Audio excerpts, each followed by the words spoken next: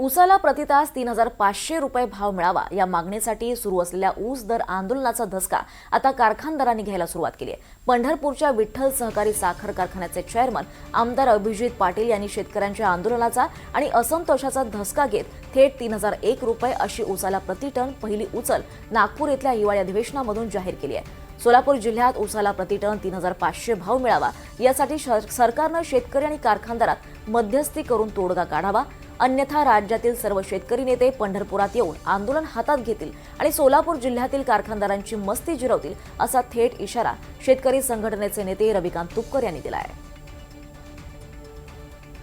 पंढरपूरमध्ये सुरू असलेल्या ऊस आंदोलनाला क्रांतिकारी शेतकरी संघटनेचा पाठिंबा आहे आणि कोणत्याही परिस्थितीमध्ये प्रशासनानं मध्यस्थी करून जर का कारखानदार आणि आंदोलकांमध्ये योग्य तोडगा काढला नाही तर मी स्वतः पंढरपूरला 2 दिवसामध्ये येऊन आंदोलनाची सूत्र हाती घेणार आहे आणि जोपर्यंत ऊसाला दर मिळणार नाही तोपर्यंत आम्ही पंढरपूर आणि सोलापूर जिल्हा सोडणार नाही।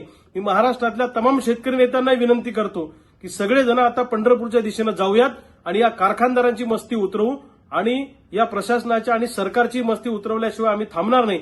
या निर्धारानं जशी ताकद आपण नागपूरला सगळ्यांनी दाखवली तशी ताकद एकदा आपण पंढरपूर आणि सोलापूर जिल्ह्यातल्या या ऊस कारखान्यांना दाखवू आणि या कारखानदारांना आलेली मस्ती सगळेजण आता उतरून दाखवू। ताबडतोब प्रशासनानं आणि कारखानदारांनी मार्ग काढावा, अन्यथा आगडो मुसळल्याशिवाय राहणार नाही।